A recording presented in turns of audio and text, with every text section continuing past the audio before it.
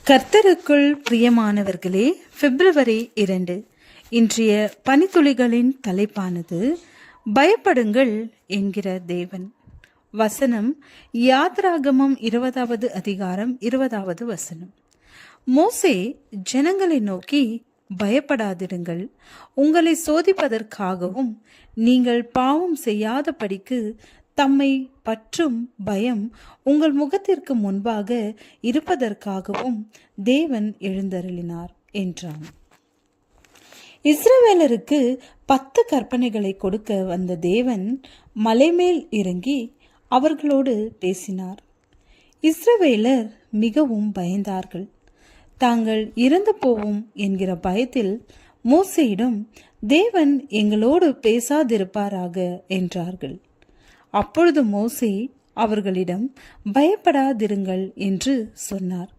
யாத்ராகமம் 20வது அதிகாரம் 20வது வசனத்தில் தேவன் ஏதாவது கெடுதல் செய்து விடுவார் என்று பயப்பட தேவையில்லை. அதே சமயம் தேவனுக்கு பயப்பட வேண்டும் என்று அதே வசனத்தில் மோசே சொல்கிறார். யாத்ராகமம் 20:20 கூர்ந்து கவனியுங்கள். தம்மை பற்றும் பயம் உங்கள் முகத்திற்கு முன்பாக இருப்பதாகவும் தேவன் எழுந்தருளினார் என்றான். புரிகிறதா? தேவனை பற்றும் பயம் நமக்கு இருக்க வேண்டும். பயப்பட தேவையில்லை, ஆனால் பயம் இருக்க வேண்டும். இதற்கு என்ன அர்த்தம்? பயம் என்கிற வார்த்தையானது 2 வித்தியாசமான அர்த்தங்களில் பயன்படுத்தப்பட்டுள்ளது.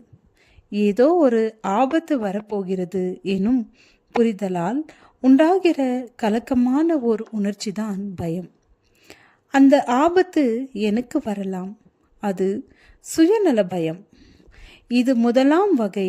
அந்த ஆபத்து நான் நேசிக்கிற ஒருவருக்கு வரலாம். அது பிறர் நல பயம். இது 2ஆம் வகை. 2017ஆம் ஆண்டு சீனாவில் வெளியான ஒரு காணொளி கோடிக்கணக்கான மக்களின் மனதை தொட்டது. ஒரு பள்ளி மாணவன் வகுப்பில் கைபேசி பயன்படுத்தியதற்காக பிடிபட்டான்.